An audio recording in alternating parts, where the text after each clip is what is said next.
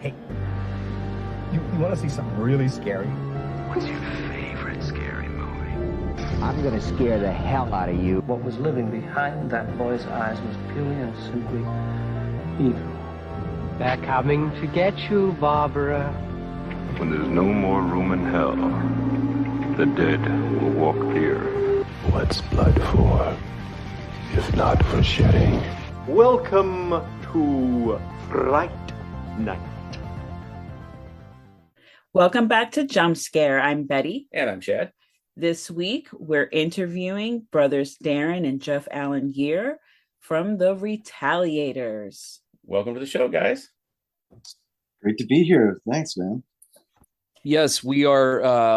I will tell you, I couldn't be any happier to be here because I am a recent fan of your show because when I went through some episodes and saw and heard your first of all, I heard your Lost Boys episode, and then also saw that you had an episode about the stuff, and I went, okay, you guys are you guys are the shit. Yeah, because the Lost Boys that's my favorite movie of all time, and then I love the stuff. So yeah, you guys are awesome. Thank you. Thank you. Yeah, the stuff is one that doesn't get enough love these days. It kind of gets a little bit forgotten about. So that's why we have to talk about it. I know. Well, Joe, it's kind of funny. Joe Bob got me on this stuff. I saw the Joe Bob episode on it, and I was like, dude, this movie's amazing. Yeah. One of many made with Larry Cohen and Michael Moriarty. They seem to do quite a few of them together, and they all turned out pretty good. Yeah, Q's another great one. Big Larry Cohen fan. He's great. He's got so many good movies. Yeah, one of his that really shocked me the first time I saw it was that God Told Me To. Phenomenal. Yeah, that movie, you do not see that coming. No. Larry Cohen always has that when you look at his filmography where you forget. There's always one or two, well, for me anyway, where I'll forget. I'm like, oh shit, Larry Cohen wrote that, or because some of his great ones he wrote and didn't direct, but right.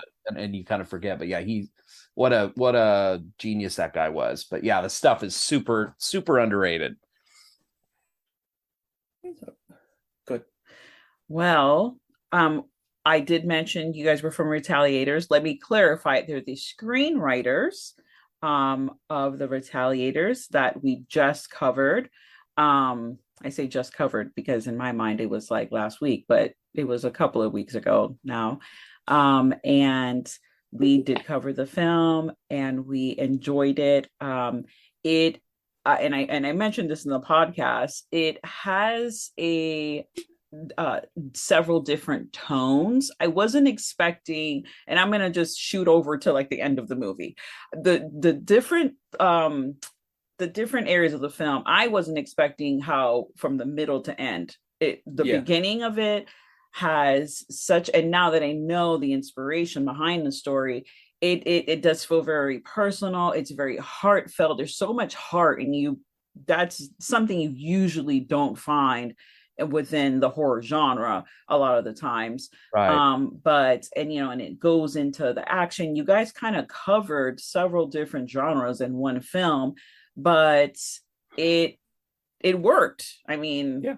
It worked. And when you guys were writing that, how did you write that? Did one brother take on one part? Did you guys kind of do that together? Was it just a 100% collab? Yeah, it was definitely 100% collaboration, and we, and by the way, it never ever gets old to hear anybody just say that they appreciated and enjoyed the extreme tonal shift, because it was so scary when the movie was finally done after a long time of fighting for, many battles to sort of keep the integrity of what we were going for. And then that feeling of like, okay, now that we're here, boy, is anybody going to get this or connect with this? Because we definitely, the more obvious road was presented to us often. Well, why don't we just do this as a straight thriller all the way through? Well, if it's going to be horror, let's make them, let's make the creatures supernatural, or there was just so many, and we understood that those were safer roads, but it just, to us, was never an option, because part of what the aesthetic that Jeff and I really love is what we call left turns, right turns. We love movies where you are going down a road and then partway through you take a hard turn, and the whole movie sort of just leads you in a very extreme new direction. So, I mean, some of the classic examples would be like From Dusk Till Dawn and Audition, Hostel, and so we were very big on, yes, there was a very personal tone to the first part of the film. And then what was really important for us, and we were very connected to it, was, by the time we get to the third act, it's going to go batshit. Like, we're going to just really go for it and just subvert expectations. And, we very much wanted people to feel like, oh, okay, I'm in like a crime thriller, and I think I've seen this movie before. I know Death Wish. I know these kinds of vigilante movies, and then just subvert that and take a total left turn. Yeah, it certainly did. That the ones you mentioned, like, that was one of the first ones I thought of, was From Dusk Till Dawn, because there's nothing like showing that movie to someone who doesn't know where it's going. Totally. And just watching them, the switches from the kind of standard crime thriller to suddenly they're vampires, and it just blows my mind. So that's a great example of it. And I wasn't expecting it to go where it did. I mean, you see the scene at the beginning where you know that there's something going on, but you watch it for a little while and you kind of forget about that. Right. You kind of get lulled into a sense of security, and you forget about that scene at the beginning. and then when it goes to it, you're like, oh, okay, I remember this now. We were so happy that worked. It's one of the most satisfying things, like, in watching the film, because we've been asked before, oh, was that thought up in editing, or did you actually write that? And we definitely wrote that. That was always a part of the vision. And it's a little bit of it's just kind of such an expected design in film narrative today, where you start with the scene later in the movie, an action sequence, and then you to kind of set the tone, and then you go back. And so we really wanted to, again, do something so extreme from what you're going to get into, so that way you just sort of are like, wait, am I in the right movie? And it's funny, we've had a lot of people tell us that. They're like, wait, did I put the right screener in? Am I watching the right movie? Am I in the right theater? Because it's just so different. So we just had a lot of fun, like, playing with those things. And we're so thankful we got to pull it off. We just have, as we always thank, because we are forever thankful to Michael Lombardi, because he got the vision from the beginning. He fought all the way. He was the producer, star of the film. He co-directed. We were a movie that shot through COVID, the early days of COVID, like when the world shut down. We were weeks into filming, and so the logistical challenges of getting this film done were, it was seemingly insurmountable for quite some time. But really, truly thanks to Michael and him. Really, he just got it. When he read the script, he understood. He has the same references, the same he knew, he got the homages, he understood exactly what we were going for, and thank goodness, because it was, a lot of people did not get it. Yeah, and I think a guiding light through a lot of it, because it does take some chances and risks with changing tone and stuff. And I think the guiding light through a lot of that was just wanting to make a movie that we personally would enjoy wanting to see, you know. And I think, I know I heard Quentin Tarantino say something like that years ago, and it just always stuck with me. Like, just trust your instincts on if you would be entertained by it.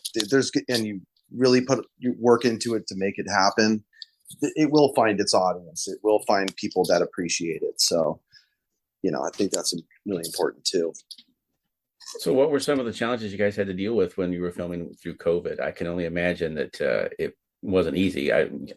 What you said, it sounds like it would have been a nightmare. It was a nightmare, because thankfully we're so removed. We all, collectively went through that experience, and everybody had certainly different levels of living through it and getting through it.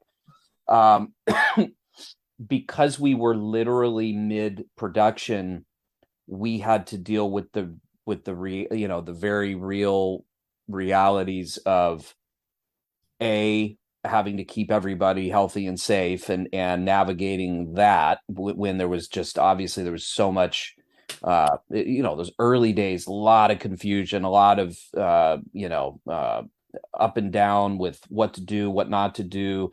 But then we were a union Screen Actors Guild production. So we had strict rules and guidelines to follow. And back then, COVID tests were in the tens of thousands of dollars a piece, and we had to do an entire crew cast. We had to do daily tests. There was extreme quarantining measures. So making any independent film is always a Herculean task. But when you now throw in cast dropping out, cast having to delay, having to change directors, just the stakes for everyone changed. There was just so much going on. And we were shooting on the East Coast, and we switched over to West Coast. So the logistics literally touched every area, and it was just, it really, it was just, unbelievable that we were able to keep it going, and that we got through it. And just thankfully, we had people willing to figure out how to make it happen, because it was like, okay, we had to scale down crew, and what we never wanted to sacrifice was the production of the films, the production value. So we were pretty relentless with that. So if it wasn't going to work, we would just put it off until we could figure out, no, we need a location that's going to work. We didn't want this to be, in a weird way, it just sort of gave us something to kind of hyper focus on it in that time. So we very much focused on, no, let's do this right. And we were very lucky to have a studio. Alan Kovac produced the film and backed the film. And very luckily, he had that vision of like, yeah, I know there's a lot of obstacles, but we're not settling. We're not gonna compromise the film. And we're very lucky, because there certainly could have been the opposite mentality at that time. We get what we can get, scrap it together, and we'll market it a certain way and just put it out, and we, thankfully, he just really helped us, keep it all together through all the craziness. You had to be, I'm sure, making up a lot of this stuff on your own at the beginning too, because there wasn't a lot of guidelines when all this started. No, it was, but yeah, that's exactly right. And because things were it was so drastic and so serious, it was sketchy, and luckily we had no one get I don't think we had one cast member I don't think we had one person get sick on set. So we would have people arrive, and then on their first test they were positive, and then that would completely upend what we were doing, and then we'd have to reconvene and figure out what to do. But we never had anybody get sick from the set. We never had any luckily nobody got seriously sick at all. So I would say we did navigate through it all. We did it responsibly, but doing it responsibly was very expensive and very time consuming. Well, Darren, I seem to remember you screaming at everybody like Tom Cruise on the set of Mission Impossible. Get their fucking shit straight. we are the leaders in this industry. We need to. I think that's what did it. Yeah, that might have been what did it. No. Yeah, it would have been an opposite. It would have been the opposite speech. No one knows we're doing this. Yeah, no, exactly. Everyone knew about Tom Cruise on set. No one knew about us. We were tucked away in Connecticut, New Jersey. Yeah. Now, I have a question regarding Michael Lombardi's character, Bishop. So, what a heartfelt, his performance over the loss of his daughter is just, heartbreaking. Like, I felt like I was like having a lot of emotional distress throughout the film, because I'm sad, and then I'm like horrified, and I'm crying, and then I'm like, oh my goodness. There were so many different emotions coming from me. For his performance, especially writing him as a pastor, was that something that you guys already knew, that you were going to have such a strong faith-based character that was going to add to the character development for this character throughout the film, and also influence his decisions on how he was going to go about what was happening to him? Yeah, he it was from the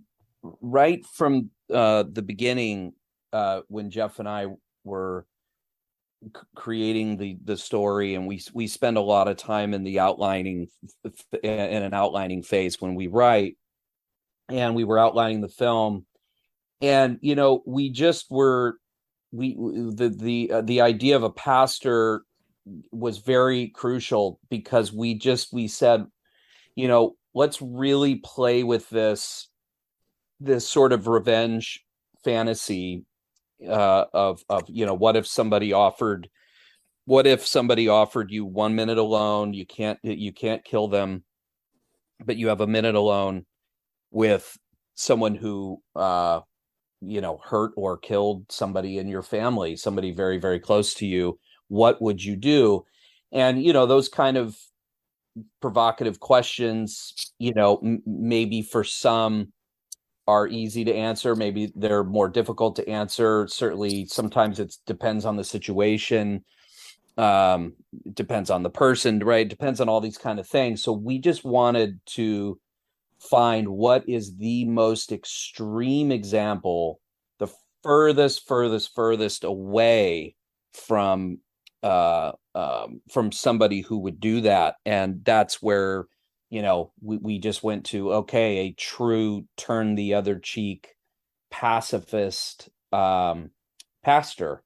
And what Michael told us he connected to was in the script we had, because one of the things that was important to us was we really wanted him to be this very sort of traditional, like a real classic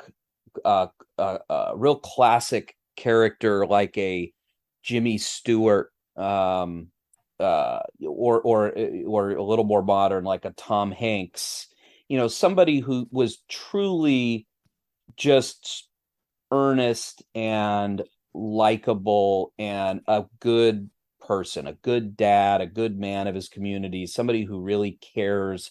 Maybe not up, no one's perfect, certainly, but somebody that you just really feel that. And what Michael said grabbed him, what he connected to was that in the script we said, when we were describing him at his church, it said he's a rock star in this little corner of the universe. Like, this is like his, and Michael really got that. He understood, okay, this is the guy coaching all the teams, and this is the guy that people go to and for advice, and a real, again, kind of like a very Capra-esque sort of,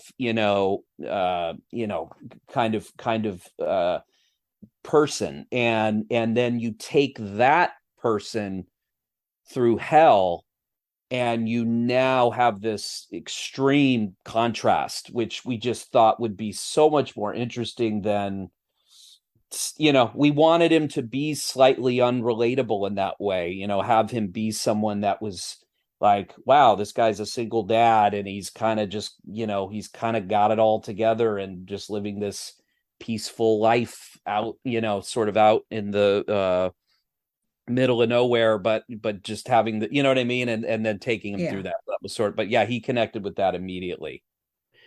And it's interesting too, because usually in horror movies, the pastor character is usually evil and hiding demons under the church somewhere, right? Or he's immediately killed by vampires. So it was unique to see him turn out to be the lead.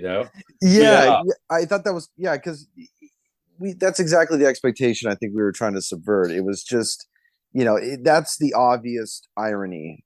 The obvious irony to go to is like, oh, the person who's supposed to be like the moral center of some small community is really a wicked, murderer or something like that. So he's the secret werewolf from Silver Bullet, or exactly. we were just it was a lot of it was just trying to communicate.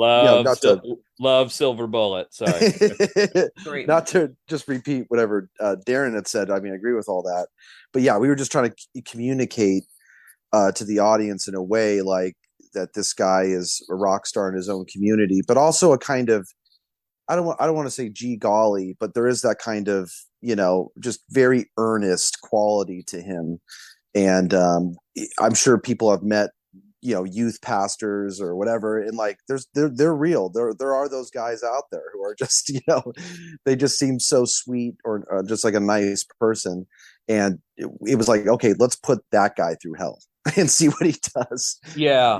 It was just that fun of taking him to that line. And, it was one of those things where we just sort of went, gosh, it's been so long, obviously Father Karras from Exorcist was right. Was a phenomenal example of a, obviously in that case, it was a priest who was, the lead in that film.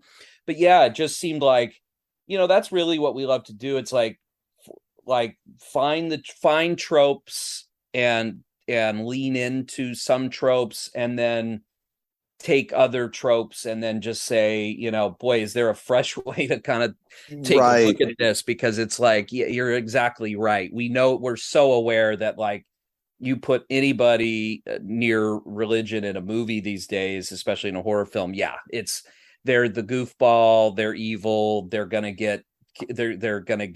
turn into a werewolf. It's gonna be something like that. So yeah, it felt like very, very ripe ground to go, okay, let's just totally go the opposite. Yeah, and you know what, Darren, another thing that I find interesting about this, just kind of thinking back to it, like the beginning, because that's when a lot of this really got solidified, was I don't think we ever really discussed that feature of it. I mean, not till later when people were asking questions about like, why did you do that? Or, even actors and stuff. And I think that was the first time we actually had to reflect on it, because it just felt so natural that was the right way to go for telling this story. Yeah. So, totally. And then the big credit truly, to Michael's performance is Michael.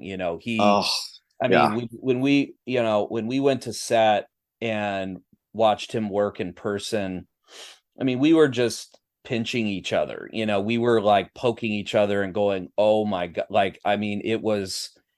He's that perfect. He's that perfect mix of like, he can play the kind of cornball dad, but then also like convincingly, without being so cornball that you couldn't imagine him kicking ass. You know what I mean? And then also be able to kick ass when he gets pushed to it. Well, that was both convincingly. And that was hard because we had other. Yeah. I mean, I'm not going to name who they were, but we had other people like in running or that the studio wanted or whatever, and it's like none of them had that. They could do one but not the other. You know what I mean?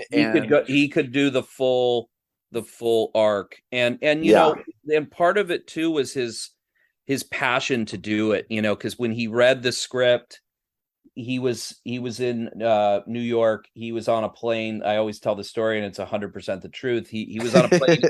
He was on a plane in 3 days and flew down to look us in the eyes and go, "I am born to play John Bishop, and I will get this movie made, and I'll do whatever I got to do to get it made." And he wasn't kidding. I mean, he really, as I said, he was the driving force that just helped get us all the way through. The fact that he was able to translate that passion into the performance so seamlessly, I mean, it's just such an area of pride for us. I mean, he won like, I think he was nominated for a bunch. He won like 2 acting awards when we did the festival circuit, and I think both of them were non-genre film festivals. Because that's just how crazy this performance is. It's just it really is a very wide range that not a lot of people could tackle, because it's the physicality, like Jeff said, and it's the it's goofball dad, rock star in this community, all the way to what you see him as at the end of the film. It's pretty crazy. I have a question regarding the special effects. So everyone that was involved with the special effects, fantastic job, especially I mean, I wasn't expecting that of that caliber when it comes to an indie film. And, it's one of those things like indie films that we grew up with, we just grew up and we just love the effects, even though they may have been cheesy or maybe they just didn't look, they did what they had to do at the time. With the resources and everything. But seeing this film and watching that, I was just like, whoa, my gosh. My question is, Quinn's character, once he is, I want to say, transformed, was the transformation or that whole sequence with all the pedophile turned mutants, was that at all inspired by Return of the Living Dead? Because it gave kind of like Tarman vibes. You're looking. Yeah, that's pretty spot on. You're if we had video, you would see the Return of the Living Dead signed by Leanna Quigley right behind my head on the wall of our writer's room. Yeah, we are big Return of the Living Dead fans, and I love the aesthetic of those. And I love that you just called that out, because we've had it is very much a stylistic influence. We were, to say how hard we were about, I'd say the 2 biggest influences in the look of what we really were aiming for was sort of a cross between Return of the Living Dead and The Hills Have Eyes. We really love the that grimy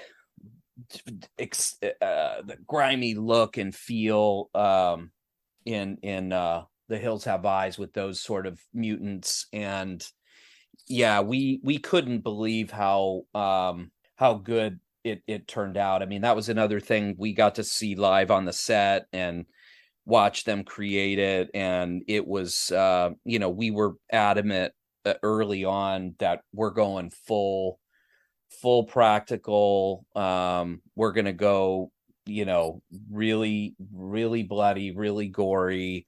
And that was another big fight all the way through. There were just people that were scared to go that crazy with it. And we got lucky we were just very fortunate with the special effects makeup. And I mean, that was the very first award we won. We opened for Screamfest Film Festival.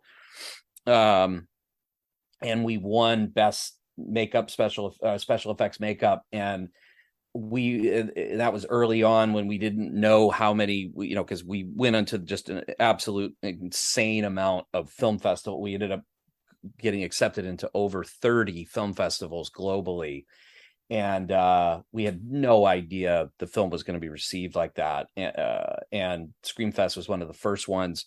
And when we won that, we were like, okay, this is cool, because this is a Screamfest, and this is ground zero horror films, and we just got the special effects makeup. Wow, okay, we landed this punch, because it was we wanted it to be, just like you guys. We love even the cheesy stuff, from the 70s, 80s. We love all that gore and all, it's just the glory days of all the practical stuff.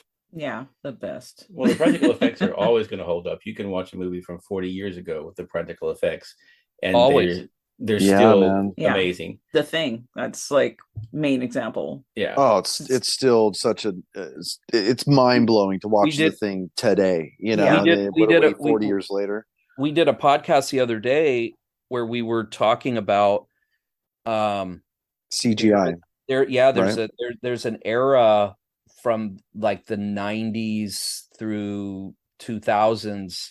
Darren's always got to hate on my decade, but go on. Just kidding.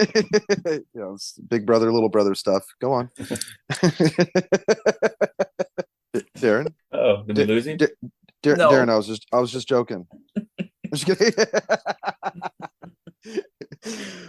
Wait, what did happen?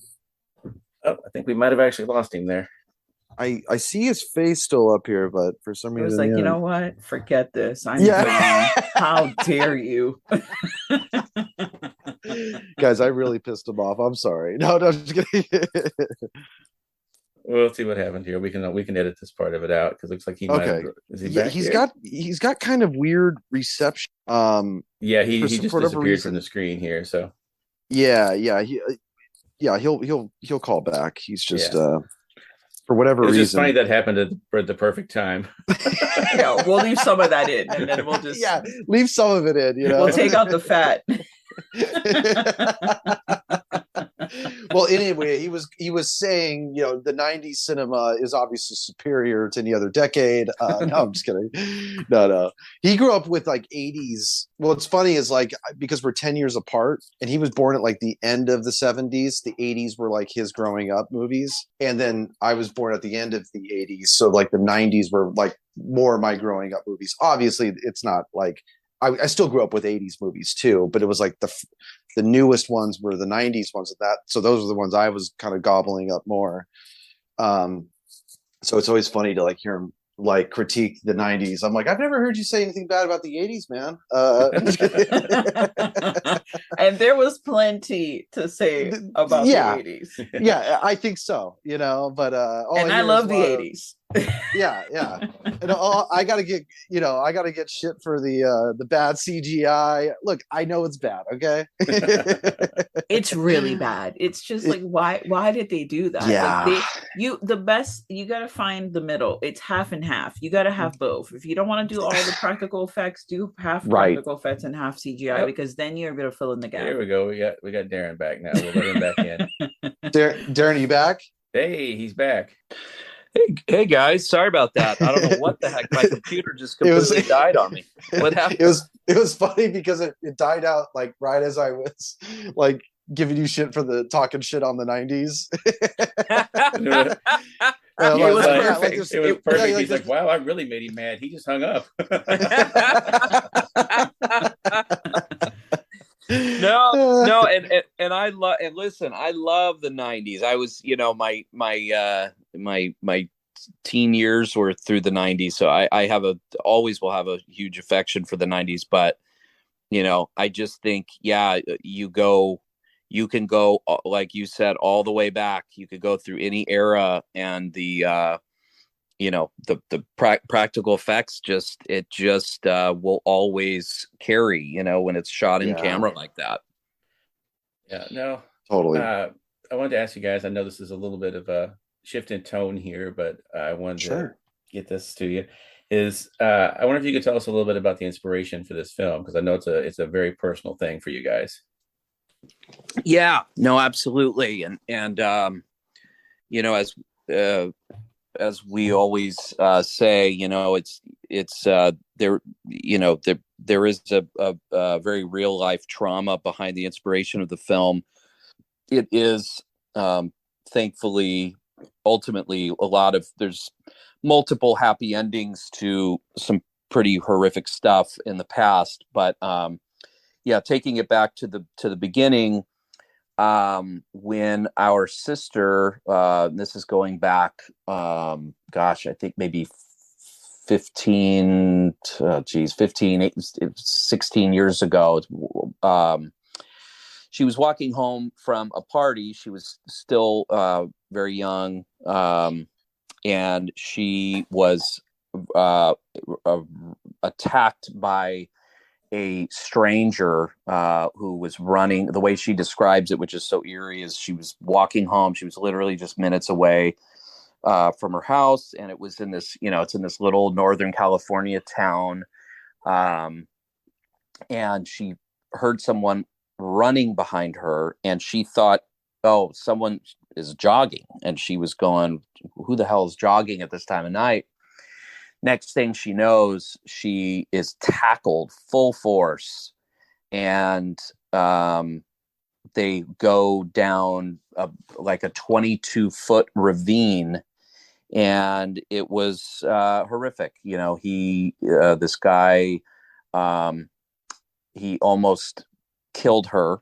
He raped her, had a belt around her neck. She literally very narrowly survived, and statistically, that kind of stranger attack like that, the survival rate is very very low, for obvious reasons. And she somehow just got a real fighting spirit to her, always has, and she fought through and climbed out of this ravine and survived. And cut to, and at that time, this attacker was never caught, or was not caught, and so this was now cut to years later. I think 12 years later, 13 years later, they get a DNA match on someone who survives a very similar attack, and it thankfully, because of DNA, advancements in the technology, they caught the guy. And what was very very eerie and just unsettling about this whole thing is he was a taxi driver in the same exact area 12 years later. And so the real scary part is going, oh boy, how many victims do we not know about? It's a very scary thought, because it was the only people that were able to he was able to get a conviction based on was that new case, and then our sister. So then the process of a trial happened. The trial went on for years, as trials can do, and this one did. And the first sort of happy ending is he was caught, he was convicted, and he is basically put away for life. He'll come up for parole.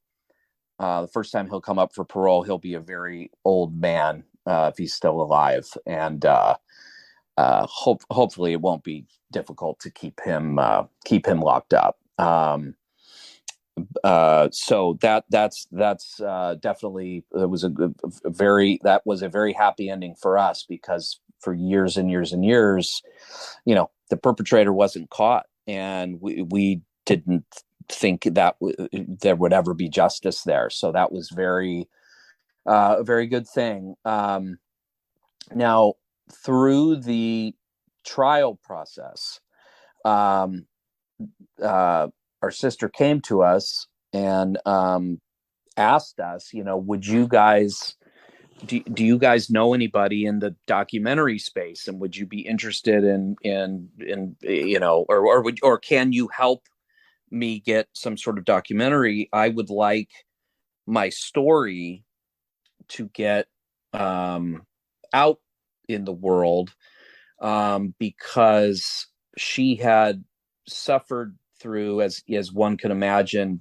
pretty horrible PTSD for years, and she not only overcame it, because and along that path went down, got very dangerously close to some very bad roads, but she was able to get through all of that, and not only do that, but she has gone on to become one of the few female fire captains in the United States, and lives a very, very healthy, happy life. And so she was like, I would love to get my story out, because I want to be an example to people out there, other people who have gone through horrific things, and to know that there's a way out, and all of this stuff. And we looked into it, and I don't really know anybody in the documentary space. I reached out and couldn't really find anything. Simultaneously to this, as the trial was going on, I was nightly getting these phone calls, because my dad, our dad was, he was, going through a lot. It was a very hard time, as one could imagine, of course, through all the really terrible details of the trial.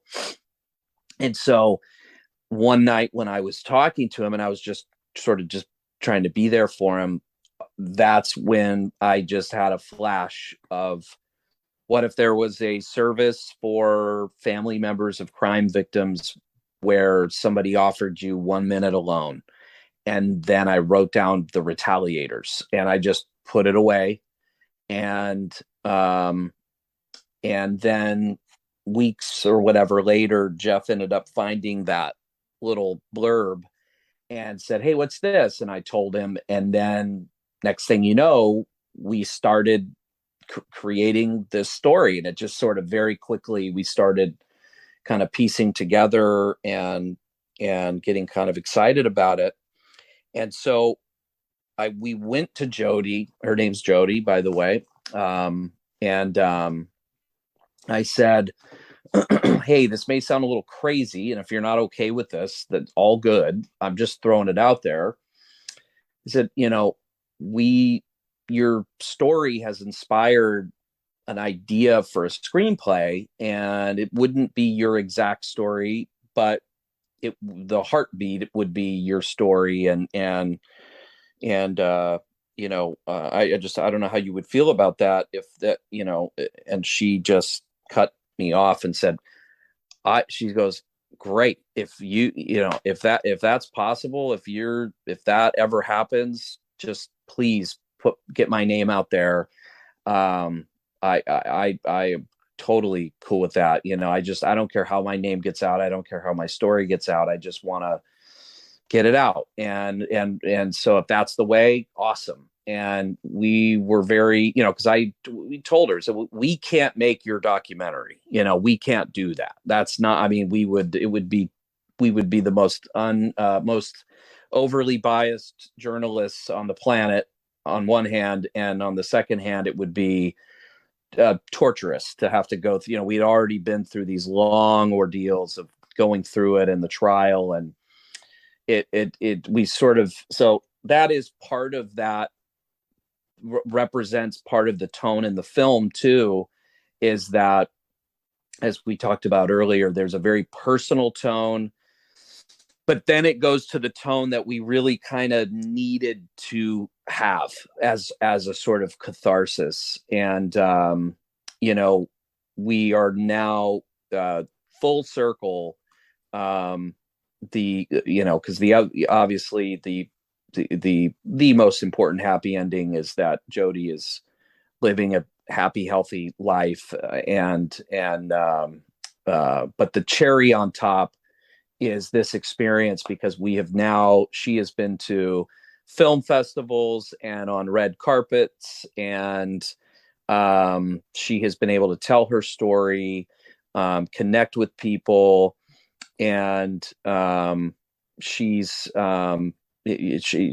just, the other day, we were literally a week ago launching the movie onto VOD.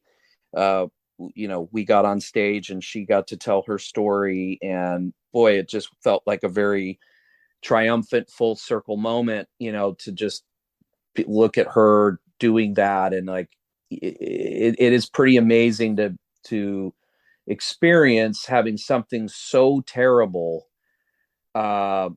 get channeled through art and into art, and in a way that has just been very healing for us. Yeah, and just to kind of echo some of that, I mean, I feel like what was really nice, because me and Darren, our like film aesthetic is, kind of grindhouse with a heart, and what was really special was to have, our sister really give us, she really gave the heart to this film, and it was just really nice that she let us do that, because I don't know if everybody would be down for like, hey, you're the inspiration for this this terrible thing that happened to you, is kind of like the inspiration for like a grindhouse film.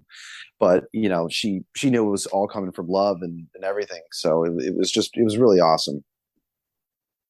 I'm glad there was something positive able to come out of it, because I can't imagine having to go through that.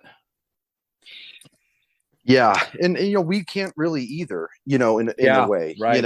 It's like we can never know the horror of that, and we just and that's what's so awful about violent crimes like that, is it has reverberations through everybody in the family, you know what I mean, the people that care about them at any rate, and everybody in our family really loves Jody, and it's just, it's so hard, because you want to, and I think what the film really it's sort of like latches onto is that feeling of like, God, when I think about it, I wish I could do something and I can't, and it taps into the helplessness.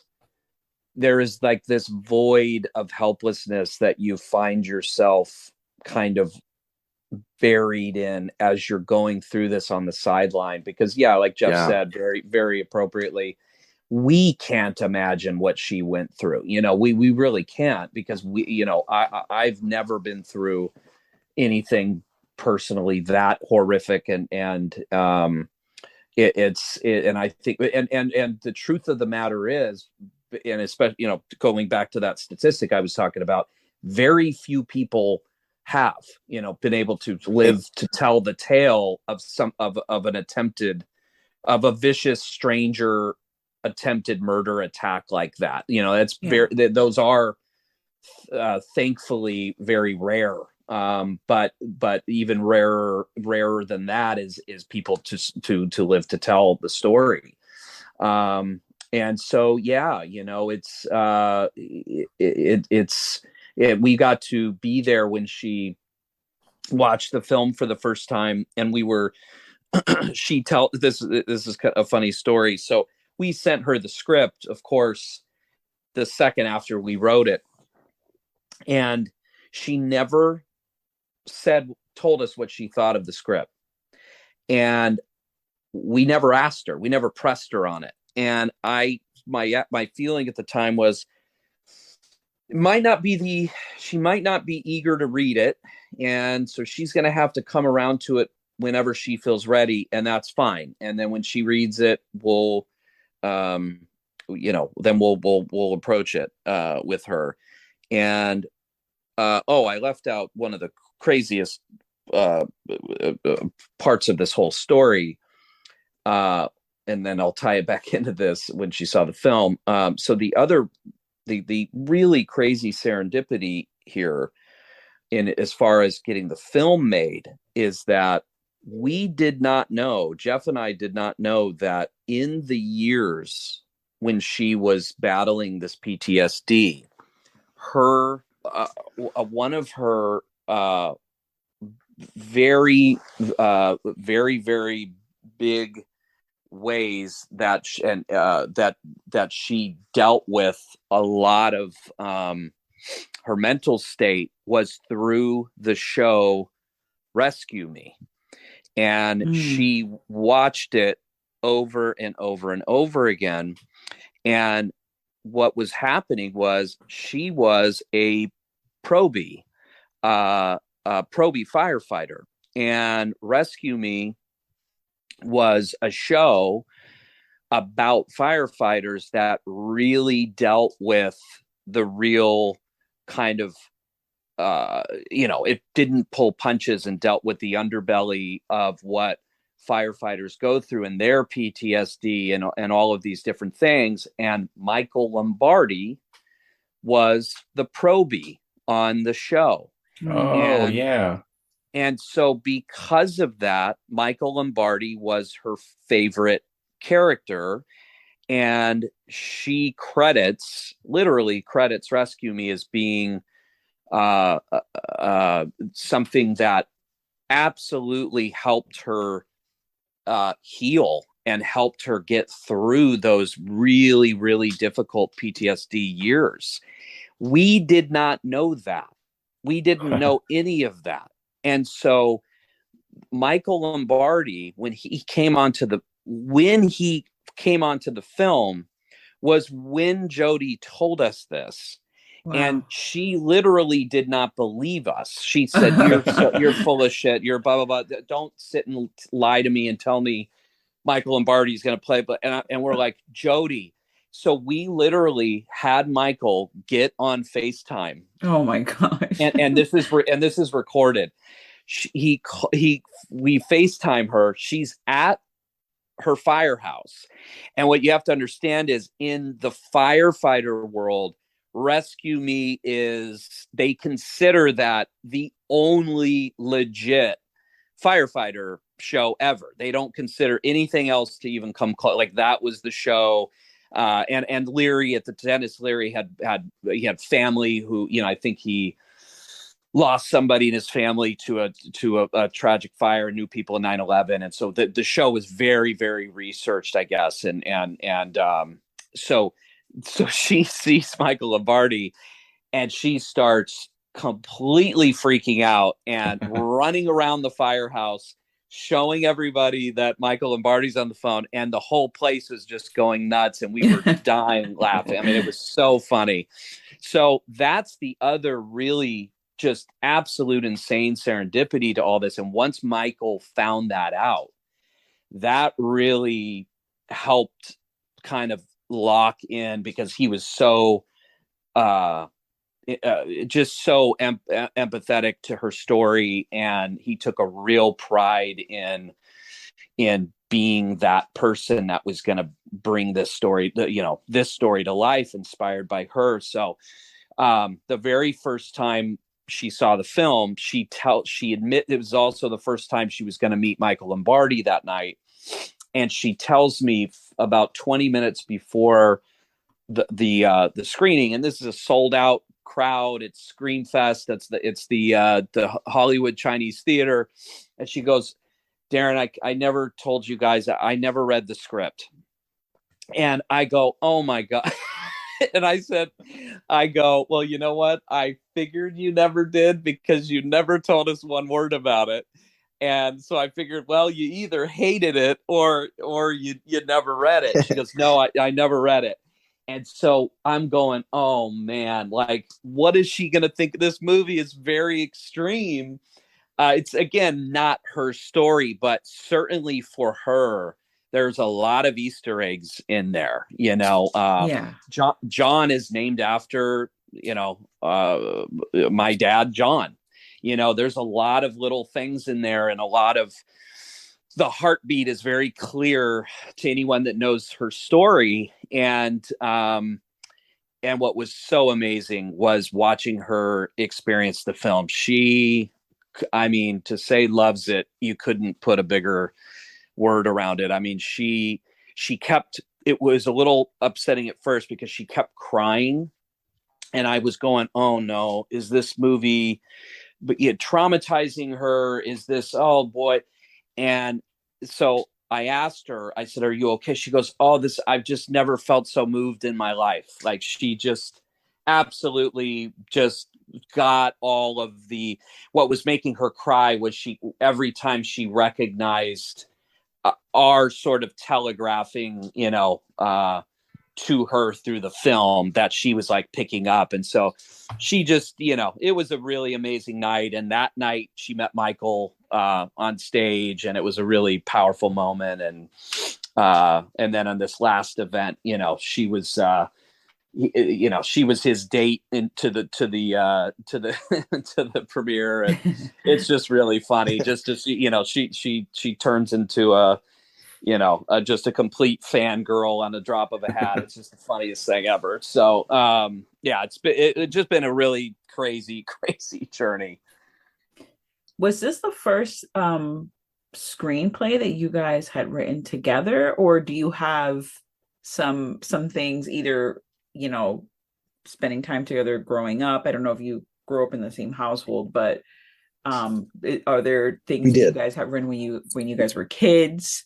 And this is a two-part question. And are you currently writing anything now? Well, Deez, if you want, I'll take the first part of the question. You can take what we're writing now. To answer the question about how we grew up and stuff, and whether this was our first screenplay together or otherwise, Darren, you have to understand, he came out the womb just wanting to make movies, wanting to be an actor, just in love with cinema. And so and he's 10 years older than me. So by the time I came out the womb, I don't know if I came out wanting to make movies, but I certainly came out loving movies because of Darren, and him kind of like showing me the ropes with all the cool movies, but we even made little movies together. We actually made, it's funny whenever we get the question, did we write growing up? Because we've been asked that. We made a lot of short films, right? That we wrote on the spot, we wrote them on the spot. We would make them truly to entertain our friends and each other, and they're completely ridiculous. and but it is funny when we look back and go, boy, we did that all the time. Because what's weird about it is, like, I don't know if we weren't making movies now, I don't know if I would have be looking back at my past that way. You know what I mean? Like, oh wait, this was all culminating to this, and I didn't realize it. So it's actually kind of a beautiful thing, being able to look back and go, oh wait, wow, that had some significance that I didn't see for a while. But we got into music together by the time I was like in my late teens, and and then we did that for a while, and then we went off and kind of did our own things. I went to college, and Darren was doing his thing, and then he kind of called me out of the blue one day and was like, "Hey, man, I've been having this itch to like write movies, like," and it's like he's like, "You want to do this with me?" And I was like, "Yeah," because in that in between time, we talked movies all the time. Every time we'd hang out, and we hung out frequently, all we do was just rap movies. You know what I mean? And so I was real excited to do it, and we just really dug in, and it was our first. I think the Retaliators was the first script either of us had finished writing. I think we both had like early aborted attempts in our 20s, but this was the first. And as we went up to write it, we had other ideas we were kind of batting around, and we kind of got into like a script. Although Darren, correct me if I'm wrong, I don't think we ever really started writing those scripts as scripts. It was more just like ideas we were trying to flesh out.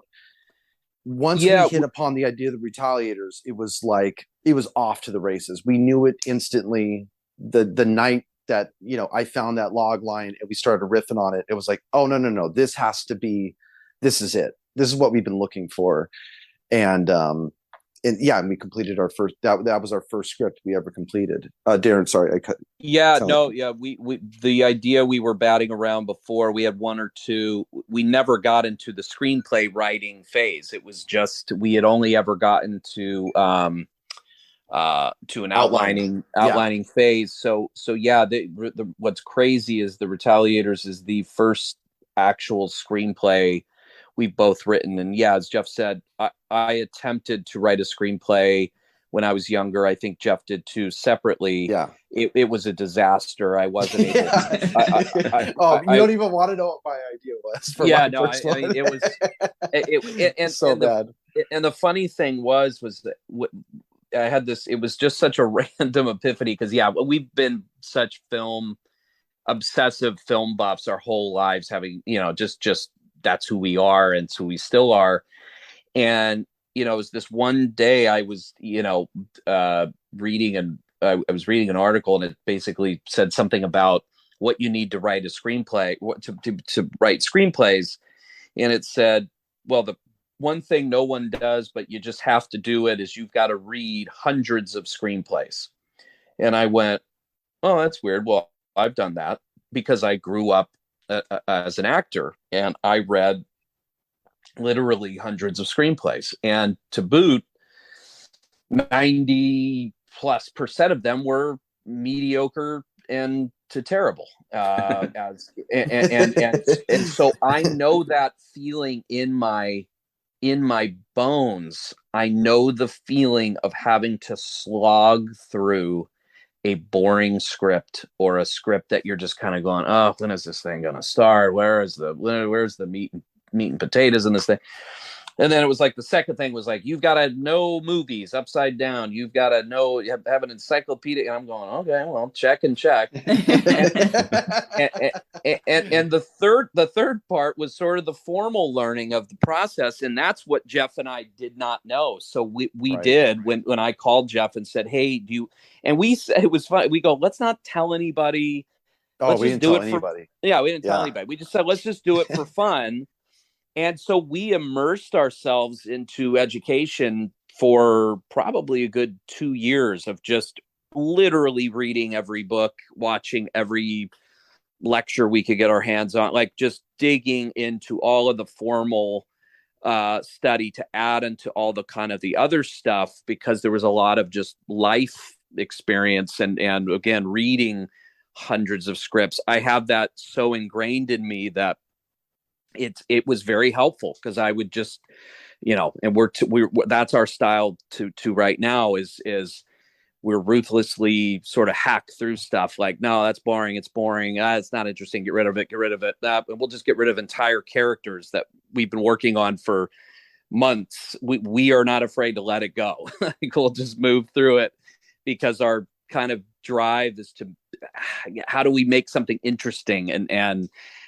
So yeah, that it's crazy. It is to say this was our first script. We finished it we literally, if you would have told us what would have happened after, we would have never believed it. And it is not not what we expected.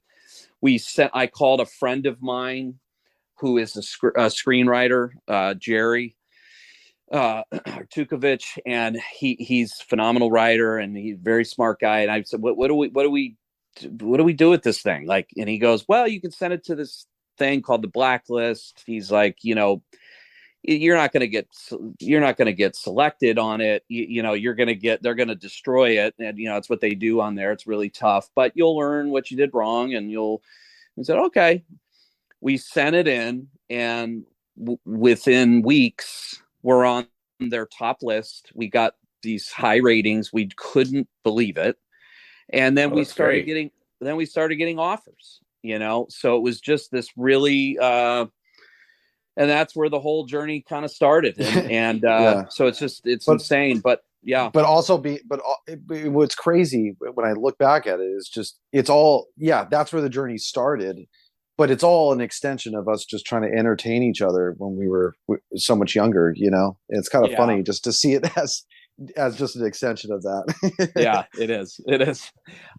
So, and then as far as what we're writing now, so since the Retaliators, matter of fact, right when we finished the Retaliators, the screenplay, we started writing, we kept writing and said, let's keep going. And so now we have piled up, we have since then two more completed screenplays that we have been putting finishing touches on, and we're almost done with a third. And then we are really excited right now because we're putting the outline together for a fourth right now. So that was one of the sort of opportunities we took during the COVID times, was there was these periods of being shut down, the film being shut down. So we would just take those opportunities to go, okay, let's write the next one, and let's just keep pushing ourselves and not rest on any laurels and say, oh, look what we achieved. It's like, no, let's push ourselves. How can we get better? How can we, so it's been, so we're really excited about the new stuff. Very excited. Yeah, we are too. I can't wait to see it. So as we start to wind things down here, I have a question for Darren. I noticed that you are listed as being in Hocus Pocus. It's funny, as there was a little pregnant pause there, and I was like, I'm sure he's gonna say bring it on again. So it was kind of refreshing to hear Hocus Pocus. Thank you, I appreciate that one. So what can you tell us about that?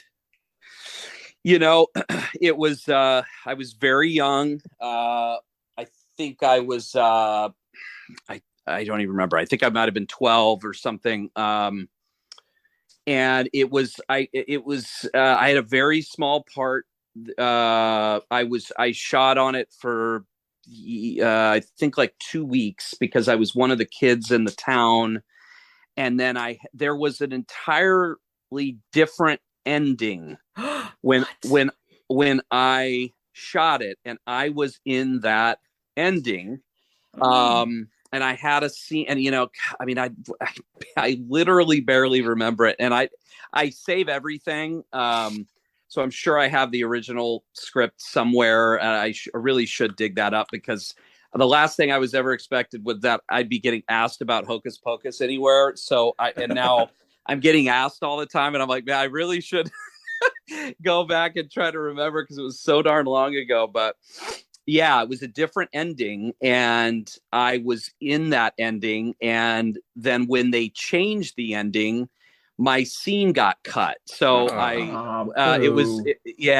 I'm there. Like, there's moments where you go, that's me right there. It's like I'm pointed out on the screen. So that was that's the Hocus. But and it was funny because took the whole family we all went to the movies. Yep. We were there opening day, and I didn't see a damn thing. And then the scene never happened. I totally have vivid memories of being a kid going like, I know my brother's in this. I don't know where he is at all, and it's something very like discomforting about it, you know. Something that's unsettling about that. Yeah, and what you learn is, and what I learned is how common. Oh boy, what a heartbreak it is. I had a really good friend who shot for 6 weeks on Crimson Tide, and he had, which was a huge movie at the time. RJ Null. I remember RJ that. Null. It was a huge movie when it came out. And he had all these scenes, and he, is with Gene Hackman and Denzel Washington. And then we go to the movies, and he's completely cut out. And it's again. He had one line. He had one, I think they got one line in. I think it was right before the capsule breaks, and he goes, yeah, or some shit like that. Yeah. You see him like right about to die. I think. Yeah, you're right. That's it though. Yeah. So back in those days, like, man, that just used to happen so much. It's crazy. I don't know. Yeah. I feel like people are in much more communication. Well, and there's versions of that in the writing world too, and that's what made making the Retaliators such a satisfying experience for me and Darren, was because the writer version of that is you write a script, it gets bought, a movie is made, but it's not the movie you wrote at all. Sometimes not even a line that you wrote, and the writers get kicked out of the equation early on, and all of that stuff. Yeah. So I got to hand it to Michael on that for keeping us, not just in the loop, but letting us have a lot of creative input on the process, and so that the movie we wrote is pretty much the movie that got made. Yeah. We didn't have a Hocus Pocus situation on our hands. I have a follow-up question, Darren, regarding the Hocus Pocus, even though you say you vaguely remember. It's one of my favorite films along with the rest of the world. But at the time, for a long time, that movie was barely talked about. It came out, it didn't do well. And I don't even remember how old I was, maybe 11. I don't know at that time when it came out, but saw it in the theater. I don't remember seeing you. No. Do you remember, were you in pajamas or were you wearing a costume? Wow, what a great question. You know what's funny? Yeah. I want to say I was in pajamas. Okay. And I don't know what kind of clue that unfurls. Because Darren, you were in where you end up. I mean, I still haven't seen you ever in it, but I think the scene where you always point to that you're in is when the kids are kind of like zombie walking through the town, right? That's exactly during Sarah's lullaby. Yes, I was one of the zombie kids. Yes, that's what it was. Yeah, you're coined Night Child, which is a pretty. I mean, that's a pretty cool band name. I feel. I was thinking the same thing. I'm taking it, guys. You know what? You just named our new. You just named our new band. So that's done and done. Maybe that's a screenplay you could work on too. Night Child. Night Child. That's where my mind went next. That sounds like a great movie title, Night Child. Actually, Darren, I'm just saying. All right. Yeah. You heard it here first, guys. All right. This is our new creative team right here. I love it. I'm loving it. Now, my question is for both of you, whether you have the same or you may not have the same favorite film or films that you watch during this Halloween season, with the Halloween coming up literally a couple of days from now, which Halloween starts for me like September, 29th. I love it. Well, I like the way you frame the question. It's not what is your favorite scary movie, which might be different. It's not what is the scariest movie you've ever seen, which might be different. It's what is the Halloween, like, what's your favorite thing to watch during that your favorite horror film to watch during that Halloween season, which now that being said, it makes no difference for me. It's the motherfucking Exorcist. That's my. There you go. Yeah, intense one. Yeah, I got to tell this. I was in the last year when I went there. Went to the movies to go see it with my girlfriend. We she played this prank on me where after, because it was her first time seeing it, which I was just like, yes, I get to be the first one to show her this. And we saw it in the theaters, and it was kind of far away from like where I lived, and it was like dense fog out that night. There was a lot of fog. It was very creepy, and there was a lot of construction, and like I didn't know where I was going. I was just trying to find the freeway, and like how can I find the freeway if I can't even see anything in the road, right? So I'm just having like a total panic attack. I have generalized anxiety disorder, but don't mind that. And I'm having a rough time here, and all of a sudden it just blares out inside my car, because there was no music, because I'm at that age where it's like, I can't see, turn the radio down, you know what I mean? And and all of a sudden, just blaring out of my stereo is the Exorcist music. And I jumped like I basically ejected out of my car, and my girlfriend's laughing her fucking ass off. And I'm like, dude, that scared the shit out of me, but that was pretty awesome. Yeah, tubular bells will do that to you. Yeah. So that's my pick.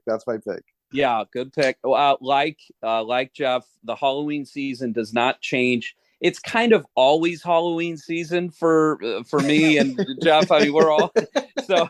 I don't have much, but that being said, The Lost Boys that's my favorite movie of all time. So any excuse to watch it again. Oh, it's Halloween season. Let's throw it on again for the billionth time. I know every word. I know every word by heart. That movie is just very near and dear to me. So always Lost Boys. And then I gotta Halloween. I do love to throw in 78 Halloween. I mean, it's obviously cliche, but I just truly feel like that movie is just a perfect film, and I just love.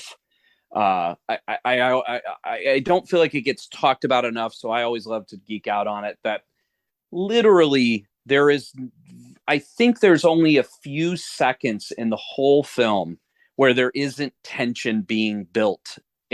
Whether it's the music, whether it's him stalking, right. Every second of the movie. And how many movies can you say that about? I mean, I can't. Yeah. I don't know of another movie that and that is really that effective, because to this day I don't know what it is. That music, the cinematography, the feel, it just gets me every time. I'm always feeling on edge when I watch that movie. It always gets to me. It's just perfect. I have to say that, not to piggyback on your answer, that's my favorite movie of all time. So yes, it is a flawless film. We we haven't covered it because when I get very excited about something, I'm very passionate. I'm all over the place, and I'm just like, I can't focus on one thing, and then I start ranting like a psycho. So we haven't really done just the 78. We kind of did like the whole, we did them all at once. Kind of like talked about the whole crazy timeline of it all. Yeah, right before. That's fun. That's fun. Yeah, came out. Yeah, that film, before that film came out, we did that. So okay, and The Exorcist.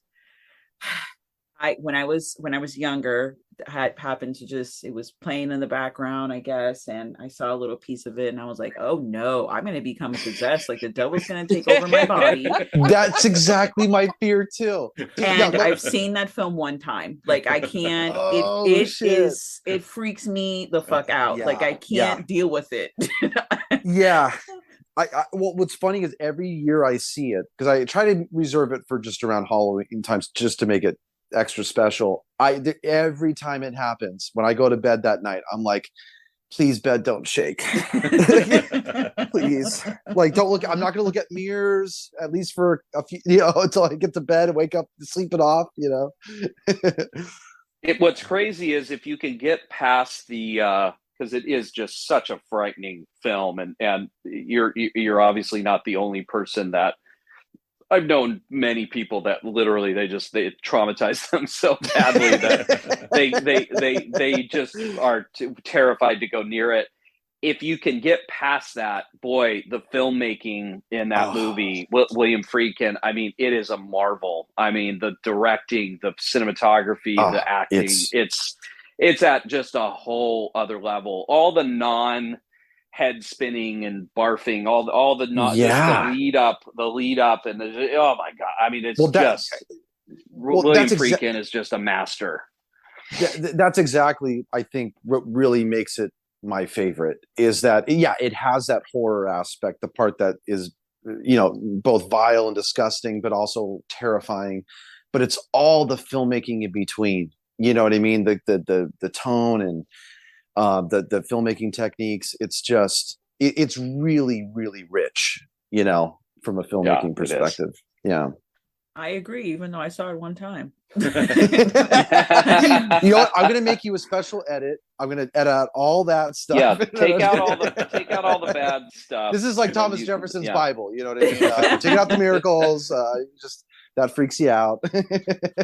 What I remember from it is the cinematography, the lighting, just all of that, the beauty and all of that. It's just if you watch that now, it's shocking how just unbelievable it looks now. And I mean, we're huge Friedkin fans, and you watch Sorcerer, French Connection. I mean, his Live and Die in LA.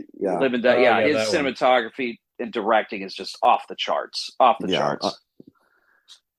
I had a photography and printing class in high school, and I went to see To Live and Die in LA. When I came back that Monday, the first thing the teacher said was, "How many of you saw To Live and Die in LA?"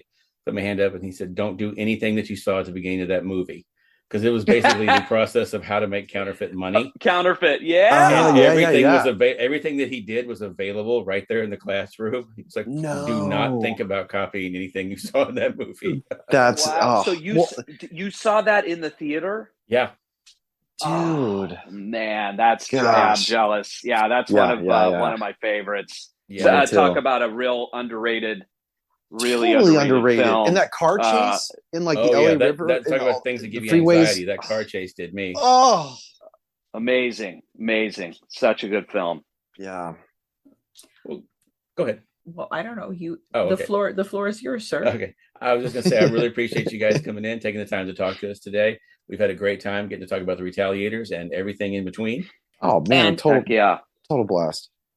Thank you so much for coming on. And I have to say, and this invitation is for both of you, but if you want to come back and discuss Halloween 78, we would love to have you on as another person on. Yeah. That would be fantastic. We would be honored, and I will tell you right now, we will be able to geek out hard with you. That's one.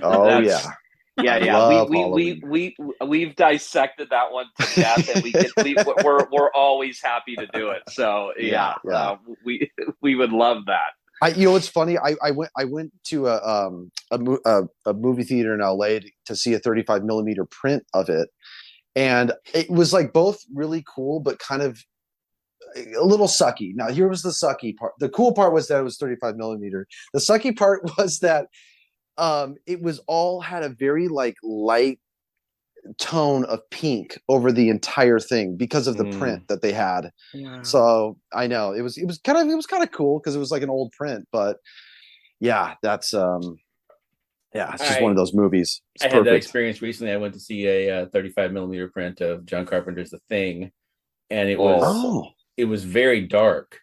And I remember it from seeing it on DVD and Blu-ray and everything, and the print was very dark, and I don't know if that's the way it was when it was in theaters, and they've just lightened it up when it's been on, all these other things. But it was great. It was clear, but it was much darker than anything I remember before. And I thought, I wonder if this is what it was like when they showed it in theaters to kind of heighten the tension in that, But it was still good, but it was darker than I ever remembered, it's the thing with those 35 millimeter prints. I love them. They have their own charm, but that's exactly it. They have their own charm because they're all old. You know, they're not making new 35 millimeter prints generally. So it's like you kind of get what you get. You know, Yeah. what's left. You get a good one, it's great. If you get a bad one, that's just an experience for you. Absolutely. Yeah. No, absolutely. Yeah, we're with John Carpenter in general. We could go just all day. I mean, that's the guy. That's the ultimate. Those first. We'll save it. We'll save it for the Halloween 70s. We'll save it. But we'll save the good stuff. Jeff already gave away his pink 35 millimeter cut. I did. So we'll save the other good ones. All right. Well, thank you guys again for coming on. We really appreciate it. And thanks, guys, thank for you. listening. And I would be remiss if I didn't mention The Retaliators is now out on VOD. So everywhere you rent or buy movies, iTunes, Amazon, Vudu, YouTube, Redbox, everywhere it's available now. So go check it out. Yes, please go check it out. Check it out. It's a lot of fun. Thank you so much for joining us on another episode of Jump Scare. Stay tuned to the horror. And now, folks, it's time to say goodnight. We sincerely appreciate your patronage and hope we've succeeded in bringing you an enjoyable evening of entertainment. Please drive home carefully and come back again soon. Good night.